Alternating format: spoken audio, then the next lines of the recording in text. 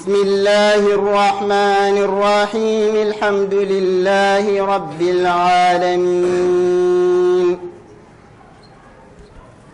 الرحمن الرحيم مالك يوم الدين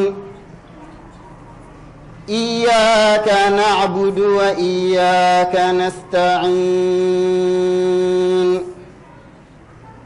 اهدنا الصراط المستقيم صراط الذين أنعمت عليهم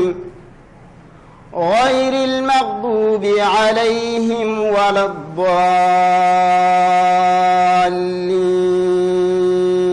أعوذ بالله من الشيطان الرجيم. بسم الله الرحمن الرحيم. الحمد لله رب العالمين، والصلاة والسلام على أشرف الأنبياء والمرسلين سيدنا ونبينا محمد صلوات الله وسلامه عليه وعلى آله وأصحابه ومن تبعهم بإحسان إلى يوم الدين. سبحانك اللهم لا علم لنا إلا ما علمتنا إنك أنت العليم الحكيم. سبحانك لا فهم لنا إلا ما فهمتنا إنك أنت الجواد الكريم. ربي اشرح لي صدري ويسر لي أمري واحلل عقدة من لساني يفقه قولي. وبعد نحييكم بتحية التي جاء بها الإسلام ala wahi assalamu aleykum wa rahmatullahi wa barakatuh. Sakiraɓe yewoɓe Pinal TV, on fuu on calminama, on jotama, jemuji mon landama, moni fuu jotama inde mo yettode muɗum. Alhamdulillah en tawniri ɗo kasin e yewtere meɗen barnamijo khas li ihya ila yali ramadan spécial ramadan. Nenno hannden eɗen 11 korka nde Allah annabi sallallahu alaihi wasallam wi lewru korka balɗe 10 arandeje ɗo hinne noon to hinne Allah subhanahu wa ta'ala en jiidu worri hon noon. Alhamdulillah balɗe 10 ɗe newiki ti Allah waɗa hen heɓa modi alhamdulillah kammu jattoɓi e majje fadde korka warno yimɓe heɓe kuli anami korka hikka hawran mars hawran avril hawran nangene wuli nenno en ji alhamdulillah nema no wodi hen gila fuɗɗi naway sanne en naati 11 ɓe lefol ɗiɗo ɓongol 11 ɓe ɗe ɗen no annabi sallallahu alaihi wasallam ɗen yo yaafa noon 13 ɓe yo rimɗugol iwde natugol yite. Ñagi Allah subhanahu wa ta'ala Allah hinno en kala, Allah yaafo en kala, Allah rimɗo en fuɗi iwde yite. Nenno ko jiɗɗen yewde muɗum hande ɗum woni e dow toɓɓe tati, hadisul abras wal aqra wal a'ma. Hadis annabi sallallahu alaihi wasallam no janta yimɓe ƴaɓɓiɓe ko adi en enen warde ko fillikile hen neɗɗo mo bara suuni e mum ko mbieten ñaw cappuko ko taƴata calɗe neɗɗo ko e neɗɗo dusiɗo hoore no Allah tagirimo hoore nde rusi leyɓi wala e mayre mi andano pula ko wiyata ɗum neɗɗo nimo hoore mum wala leyɓi. Aywa tataɓo bumɗo hadisa o dow ɓe woni ko yata. Annabi sallallahu alaihi wasallam wi laatiki e yimɓe adiɓe on ɓe yimɓe tato cappaɗo e dusiɗo hoore mum wala sukuni feyi no Allah tagiri mo e bumɗo. Malaika wari e maɓɓe fa jarriboɓe. Andi malaika ana wawi warde ma tawi mata e fi. Malaika ana waylito laato ko moƴƴi ka latta ko hono hunde bonderere kana wadde hoore mum hono suura ko nefata na goɗɗum ngam jarrabuya ɗum sabu so wiya foti pamɗanamo jiiɗa fof womaɗa yiya ɗum mbiya ɗum neɗɗo mo wala alhaali te neɗɗo Allah no. E ley ɗum fadde men najja toɓɓere nde en kalan si a tawa dow malaika. Ko ɗum malaika yoko taga ko jiya e tage fuuji Allah ɗi. Ɓe tagama iwde annora, ɓe ñamata, ɓe jarata, ɓe ɗanatako, ɓe tampata, ɓe cewtata, ɓe kaɓata. Kuni fof ko Allah watti ɓe muɗum fof ɗum tan ɓe goni. Ɓe ndimodirta duɓe non tan Allah tagiri ɓe. Ndimo ɓeydataɓe non tan ko Allah tagiri ɓe. Nene ley ɗum kamɓe malaika ɓe golla golleji Allah subhanahu wa ta'ala. Allah wattam ɓe golleji muɗum ɓe gollandi. Allah sifiki ɓe ley Qur'ana wi ɓe la ya'suna Allah ma amarahum wa yaf'aluna ma yu'marun. Ɓe luttata Allah ko ɓe gaɗa hono ko Allah yamiriɓe ko ɓe luttatamo hono e yamirore makko nde. nden ley ɗum ɓe ngari tafon ko malaika o waɗi ko o fuɗɗiri hono cappaɗo o ɗum mo ñaw cappu woni e muɗum terɗe fuu ta taƴa ana seeko ana wadda ƴiiƴameji mbordiji buuɓi yimɓe fu nefa joomum gorko non no wornu yimɓe fu nefimo ha malaika o hoore mum neɗɗo wari e makko wimo mani hoɗum wimima joni fam duwani Allah woncane o wimin ka ko wimmi ko ka yii ko wimmi kam de no gorrumi joni no ɗum woni ko wimmi kam ñaw cappu ana am terɗe am funa seeko na taƴa ƴiiƴameji bordiji buubi gilɗi yalda e calɗi am ɗum ko jimmi fa Allah woncana kam ɗon ko malaga fuufi e makko tan o selli nandi honono gila ala tagi mo o ñaw nangalimo hala ka famede samtayde ana joni ñaw samtiran seeɗa kanko o sellu tan ɗo on selli laaci hondo gila ala tagi mo o ñawali malaga ɗo jiɗɗa joni o wi ko jimmide ngeloba o nokkimo ngeloba nga rimide so rimti fa laati cefe gelodi le duuɓi garoji ɗon gorko witti haajo mo yoppimo ɗon ɗum malaika o witti yoppi ɗon gorko o yehi to goɗɗo kasi hono akra o ɗum mo hoore mum wala sukundu o on du o tawiri ɗum noon o jooti ɗum notimo o wi maccuɗo Allah ɗum wimbi ma fami duwani Allah huncane o wi ko wimbi kam ko ka no gorrum no anni yi hoore am de anni leeɓi wala hen ɗati yottoy sukaɓe ngana goƴo kam an dogana janna kam na jayre kam ɗum tampini kam torri kam o moyti hoore on leeɓi fuɗi hen sukundu lobburudu waɗi honno on yiɗirno jaati laati minon sukunu moƴƴina hono jiɗirɗano de no jatno Allah waɗnirimo sukun lobburu ana juuti ana ɗaati ana ɓawli kurum ana wayi no moƴƴi fu na wayi buuli e fu waɗa hen moƴƴina fa gasi okkitara sukunu on noon o wi ɗum jiɗɗa wi nayyi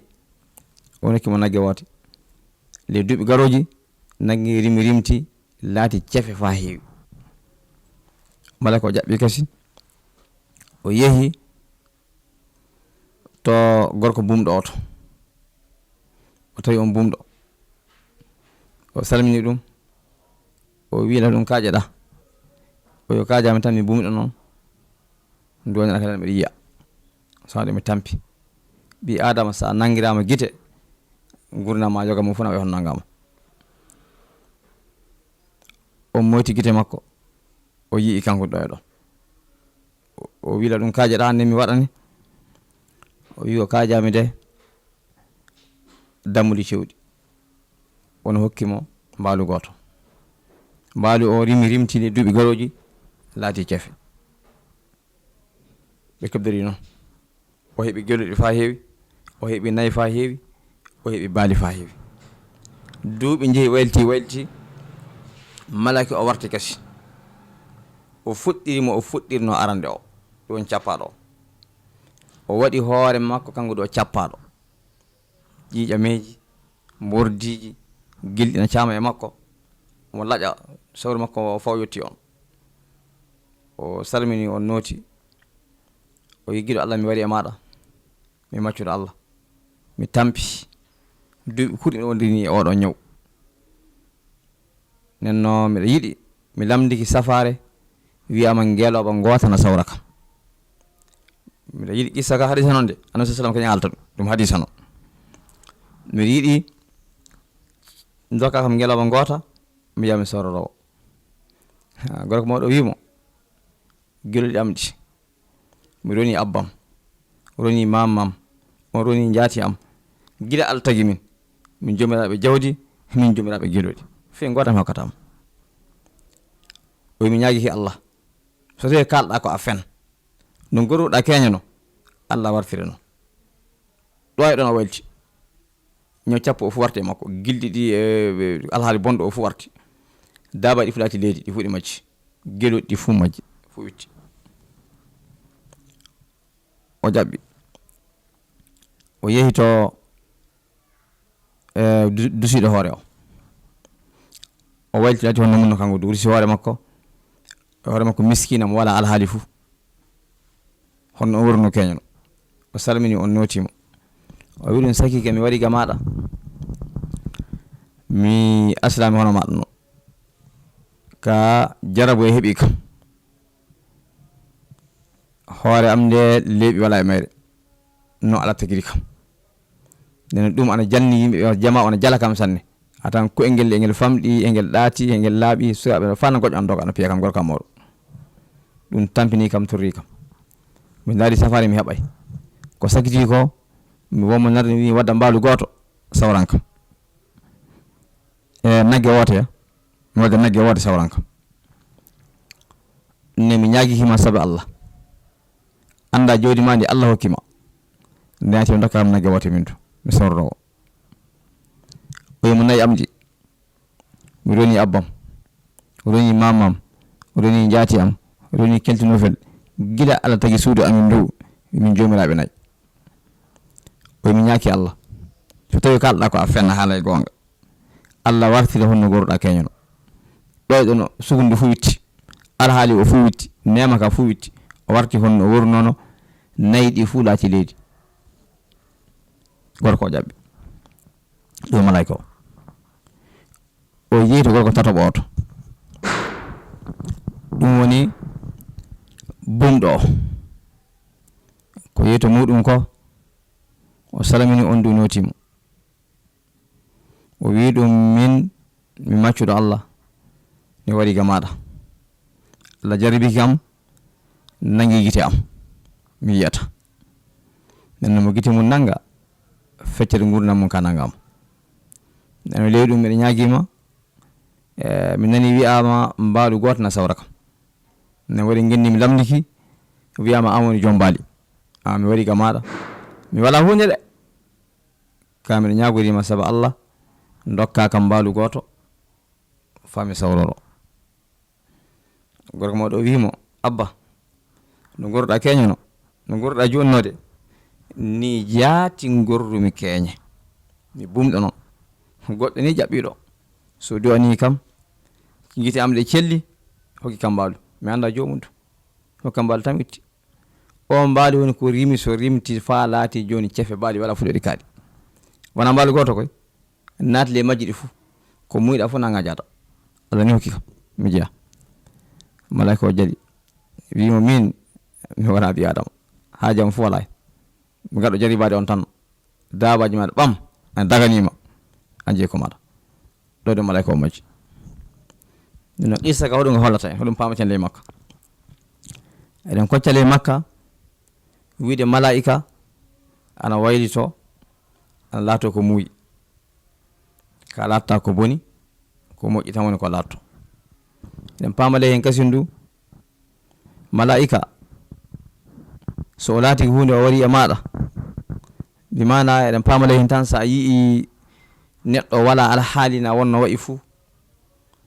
sa teddinta ɗum fu foti hoynude sabi Allah subhanahu wa ta'ala ɓernde haaja ka nguru o e alhaali o e ngari Allah haaja ka ɗum no womo jiyata tawi a jataki ɗum ata neɗɗo mawɗo noon foti koyna mo jiiɗa fu eɗen paama le qissa kasin du ɓiɓɓe adama bonnoɓe moƴƴere ɗum ɓuri hewde diina anduɓe moƴƴere neno moƴƴere ka so yoɓaka fu hana bonnede annabi sallallahu alaihi wasallam wi man la shukurillaha e man la shukuri nasa la shukurillah on mo yettata yimɓe o waɗanta yimɓe moƴƴere so yimɓe gaɗini moƴƴere o barkinta o andanta yimɓe moƴƴere o andanta fe Allah nenno en tawi ɓiɓɓe adama ko ɓuri hewde en fof a tawan ɓe anda moƴƴere ɓe ɓuri hewde ɗum qissa ka hollata saɓɓe tato ɗiɗo ɓe fof anda e moƴƴere ɓe jeggiti goto en anda moƴƴere ɗum joom baali o mo nayi o anday mo gueɗoɗi o anday joom baali o tan woni anduɗo moƴƴere eɗen kottale hen kasin du wiide ɓi adama omo yeggita keeña makko so heeɓi hande fuu o yeggitan keeña so ƴeewi tato ɓe ɗiɗo ɓe fof jeggiti keeña mo geloɗi o sella o yeggiti o nyaw bonɗo wonno e makko, so Allah wallimo o sawra o selli o yeggiti ɗum, o jiri goɗɗo on wala haali hande kanko o yeggiti ɗum ɗo. honnon du mo nayi o du jegidi kandu sella fana hirsira hoore mum, Allah hoore mum wala sukundu. hande Allah hokkimo o yii goɗɗo laati honno o wornono ka o yeggiti, eɗen kocca ɗum ele qissa ka. nenno warude Allah subhanahu wa ta'ala eɗen kocca ɗum du ele qissa ka, hono no bumɗo o warri non. wi kanko o jiya Allah ni hokkimo ko o muuyi fu amale hen. nenno e ley ɗum ene andi annabi sallallahu alayhi wa sallam wakkati fu o dokko, wakkati fu o soninke, kaso korka waɗi fu nden soninka ko makko o ɓuri ɓeydade. so korka ka waɗi annabi sallallahu alayhi wa sallam laatode hono hendu bitoɗo, moƴƴereji ɗi ɗi jaham ɓangeji ɗi fu. nden en tinnuɗen nam kebbine moƴƴereji khasatan e lewru korka, sabi korka annabi sallallahu alayhi wa sallam Allah subhanahu wa ta'ala wiide hadis qudusi as-sawmu li wa ana ajizi bi. oy korka min je korka min du yoɓata korka. korka ka Allah horante, Allah kañum woni joɓowo. korka malaika wiñata baraji muɗum de, korka Allah jaati yoɓata. so yama korka du fu wona korka tan de, ko wattele lewru ndu ko fu, gila e nafilaji ɗi, gila e sadakaji ɗi, e zakatal fitruji korka timmi fu korka jati. kala moƴƴere ko watte ele korka fu baraji muɗum o Allah subhanahu wa ta'ala kanko woni dokkowo. nden ko Allah hokkata ko kan andana foti de. no leyɗum tinnoɗen nam kebbinen nam moƴƴereji sanne sanne, khasatan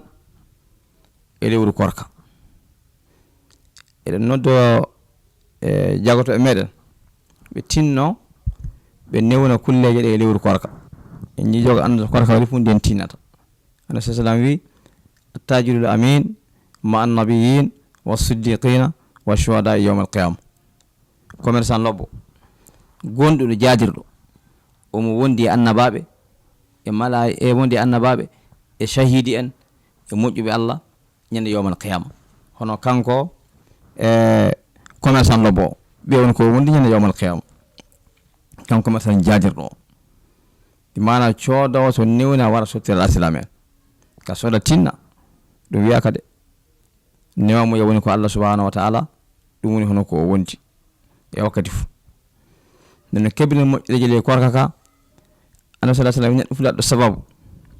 so tacciri neɗɗo goɗɗo korka muɗum Allah subhanahu wa ta'ala hokkanmo e le korka ka baraji hono ko ono hoori ko te wala ko ɓuyti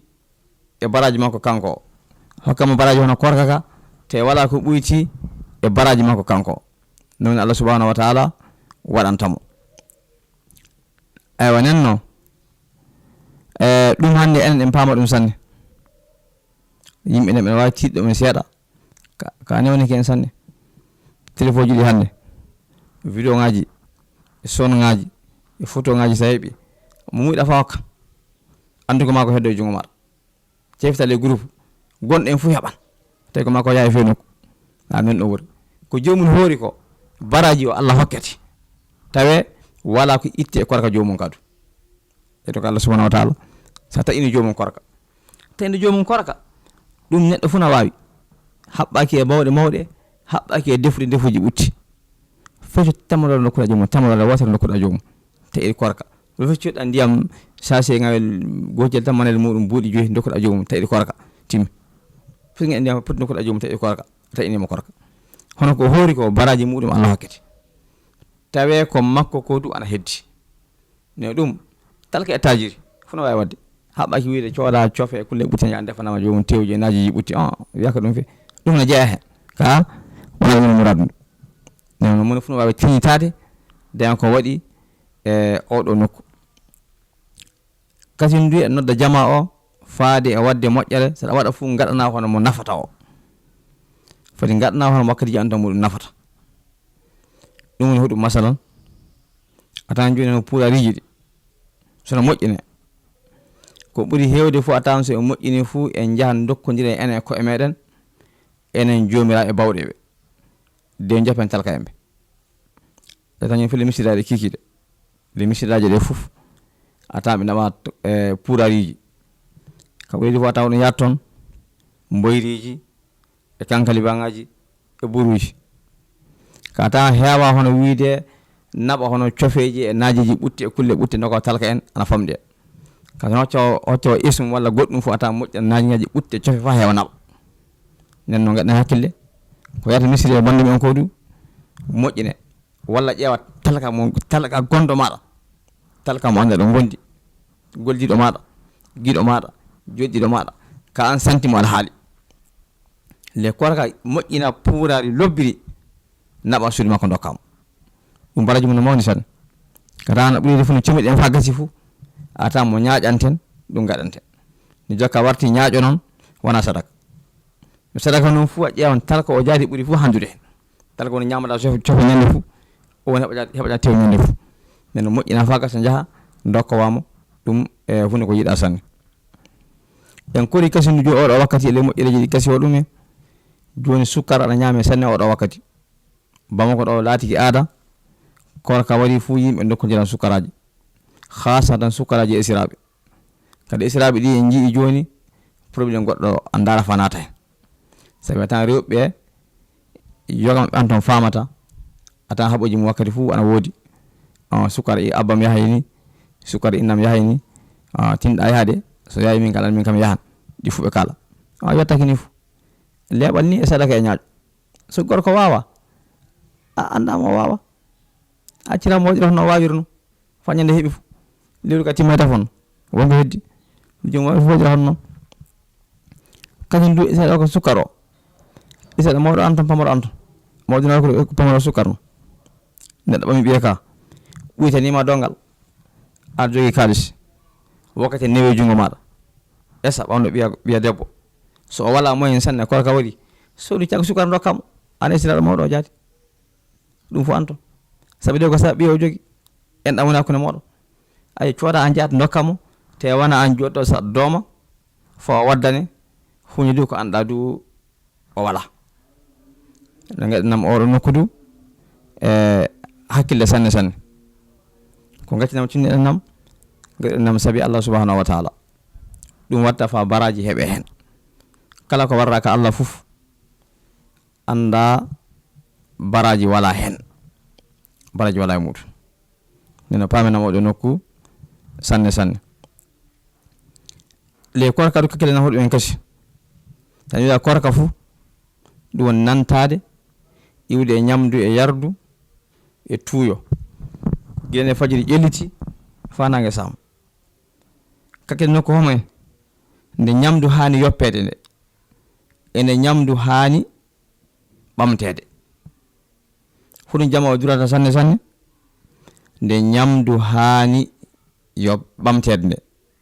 ɓe mbirata ɗum sanne nde korka hani taƴede nde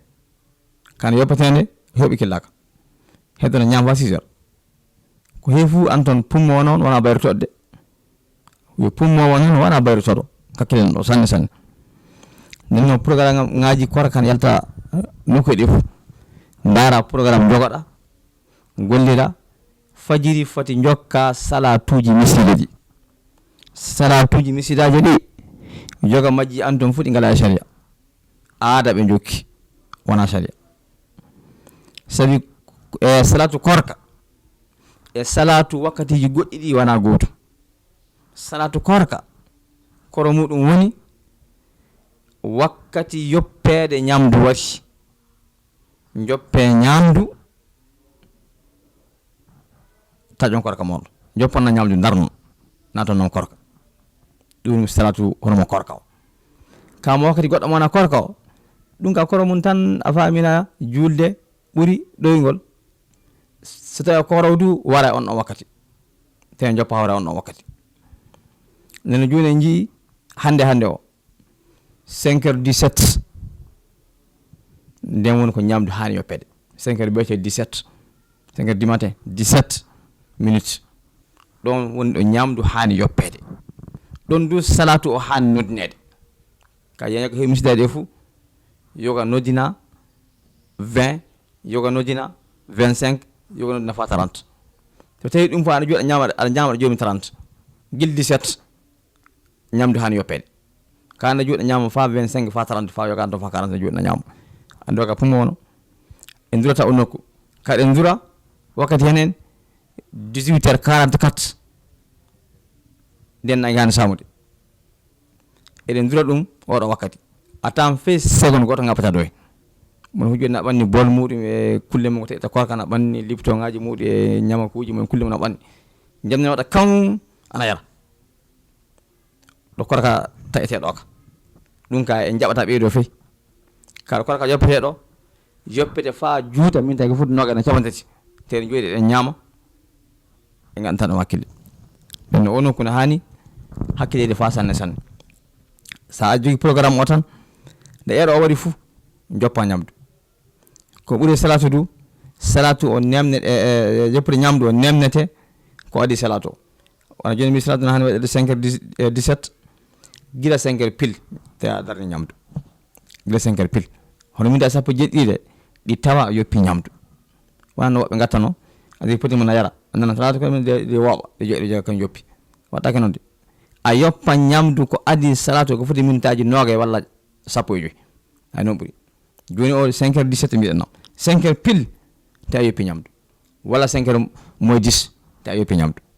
ɗum ɓuuri moƴƴude ko ñamata fo ñama ley 3h wadde 4h50 ley ɗi wakkatiji noon ɓuuri moƴƴude dinama jokkude ñamdu e fa nangue fa yage samo e ñi kasen du korka ka yo farilla ka naafila ana ele makka en ji jama o naafila e jamma ɗe ɓe ɓuri teddinde dina fe safo kakkile ndowdu safo farilla jooɗi ɗi woni farilla waɗe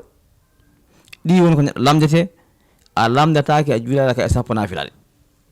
ka farilla o sa juulama so gasali a lamdemo de ɗum farilla jooɗi ɗum julde beete e sallifana e lasara e futoro e safoko kay jii jama o naafila o ɓe ɓuri teddinde diina safoko nenno ɗo e boofino na safoko jaadi ɓuri han teddinede sa muyno juuɗa fof salmi naafila jaahaje maɗa juula suudu ma sa muyi suudu maɗa sa muyi miside sa andi a ɓurta jama miside annede mo maɗa e galle maɗa julna dara mo mo julno e galle heɓe na gaɗa noon dara alma tan julno naafilaji mumen e galle fa korkatim ɗum ana moƴƴi sanne nenno en jii wakkati fof safo an daro fuu atan safu lawol gotol walla goltoɗe feccere ka so ni salminama naafila o fuɗɗama atan miside fu heewi feeya o fu heewi nenno kakkelen tawi er miside on er safo o tawi o hakkama er o haalama wiyama er maɗi jullinde daroto safo er maɗi jultenno ka yi an waran tawi jama o waray nen jama hakkille ɗum sanne sanne en jii kañum futoro ɗum du jama o heɓe garta e futoro laato joomum ana hoora juulata nenno sa korɗo noon sa tawi korka fuu foti ñaama sanne sa ñaami fa heewi a tampan a huɓɓete a wawi heɓude miside korka tawi ama 18h44 misidaji an toon joga juula moy 5 19h joga juula 19h pile ley o wakkati sa wiya hinnoto ñamdu fuu a heɓata futoro nenno a yaran tan e ɓowɗa ndiyam jarɗa fuu dogana miside jiyan juuɗa sa yari sa juuli a warti a ñama seeɗa jamiside sa juuli futoro a wartide sa yi fa joɗɗa fa ñama fa heewa a hewarta e er safo o kasi mbiɗama ñama fa heewa warta er safo sabi sa ñami fa yifu tan a tampan so a tampi a waman yaade miside walla so a siini du a yaha retar ta safo juula naata wiide a yoɓan safo ɗum naata gadu kese tawan a daɗama sanne nden no gaɗen nokku o hakkille sanne sanne kañum de ji jama o so korka ne timma fuu nden jama ɓeyte lowɗe ene go korka nde a yiyan naafilaji ɗe miseɗe kewa tew kana woɗɗo fuu jama no yora seeɗa seeɗa fuɗɗi yorde guila joni nden no korka ne timmo ndede nde jaati woni haajo o timmonde ɗo golle o woni wona puɗɗo to timmoɗe to golle o woni to worɓe dandirta le sappo tekitoroɗe to leylatul qadri woni to julde ha juɗɗe woni wala jamma julde misiri fa wiyata o ɗi fuu to woni ko woni leylatul qadri so heɓi mo kanko goto makko ana wara hono duuɓi 70 e duuɓi 3 e lebbi 4 e jammaji 5 on ɓuri ɗum leylatul qadri khayrun min alfi shahr ana ɓuri ɗum wiya alfu shahri won lebbi ujunere jata ana wara duuɓi 70 ɗo eɗen mbiya duuɓi hen bambara e duuɓi 3 e lebbi 4 e jammaji 5 ɗum woni lebbi ujunere ɗi ana wawi hono sa heeɓi leylatul qadri duuɓi 10 ana wawi hono wuri duuɓi 70 e 3 fa laabi 10 ɗum no heewi de ɗum fu moƴƴe ko Allah subhanahu wa ta'ala waɗani tomattare annabi sallallahu alayhi wa sallam nde duuɓi mayre heewa ka baraji mayre e barke mayre ana heewi Allah kiɓe occasion ngaji ɓutti so ɓe golliɗi fuu ɓe keɓan ley hen ko yimɓe wuurɓe wakkatiji juɗɗi hono ko keɓi ko eɓe keɓa ɗum le wakkati maɓɓe seeɗa o tomattare tomattare makko duuɓi mayre fuu amaru ummati ma bayna 60 wa 70 duuɓi tomattare makko nde hakkunde duuɓi 60 e 70 hakkunde malle hamre sappo ɗum duuɓi tomattare nde sadaka rasulullah sallam gonɗi de sa ƴiwande hande yahitni communiqué lasara ko watte ko fa nana ni temedere walla 70 ana famɗi de debe 35 debe 10 malli hamre nanta annabi sallam jaati debe 10 e 3 e malli hamre 3 ko wuri malli hamre 3 ɗum ko wuri du malli hamre 3 ni ton du mayre ana hakkunde malli hamre e malli hamre 10 ɗo du mayre woni o wi qalilun man yujawiz ana famɗi jaɓɓotoɗo ana famɗi nenno mo duuɓi muɗum woni malli hamre e malli hamre 10 wiyama jamma goto aɗa heɓa golle duuɓi 70 e duuɓi 3 so golle sa heeɓi jamma goto andi ka moƴƴata mawde leydi ma wuran duuɓi kurɗi hitande foti aɗa heɓa ka andi an ka joga wakkati maɗa moƴƴi nenne gari fa ɗo joni ka en kannan ɗo haala ka en ñaago Allah subhanahu wa ta'ala ko kalɗen kala ko tawa gasi moƴƴi feewi Allah hokku en baraji muɗum kala ko tawa du gasali en ñaagi Allah subhanahu wa ta'ala yo Allah yaafo en joti kala ƴeewoɓe fuu ñaagi Allah subhanahu wa ta'ala yaafa gonɗo e lewru ndu o yo Allah hokku en rimɗigol ko woni hen ko Allah rimɗimin en Allah jaɓanan korkaji ɗi e zakkaji ɗi e juuleji ɗi e moƴƴereji ɗi fuu en joti kala ƴeewo Pinal TV fuu jotama e gollaɓe toon fuu gila e directeur fa warde gardien en joti sanne du technicien meɗen hande o Joro Sisa o en jotimo sanne Allah faabo en faabo en noddi pula ko du waɗna télé o hakkille suudu wotru jogiɗen nam ndu tinɗen nam e mayru no mbawruɗen nam fuu moni fuu waɗa ko wawi teɗen anda ñaman yaran foy koɓe gari ɗo joni ko essence joni ko watta hen kulle goɗɗe woni ko woni toon no ɗum fu anton e golloɓe e courant ngaji yaata caggal balla e faabanga gaɗɗen ɗo hakkille senne jomiraɓe jooleɓe ɓe tinno ɓe balla suudu ndu moni fu waɗa ko wawi bawɗe jogiɗe mo wala fu moni fu ko jogi moni fu waɗa hono ko wawi ko so ƴama noon fu e golle o gasan Allah woni e sawaba assalamu aleykum wa rahmatullahi wa barakatuh بسم الله الرحمن الرحيم الحمد لله رب العالمين الرحمن الرحيم مالك يوم الدين إياك نعبد وإياك نستعين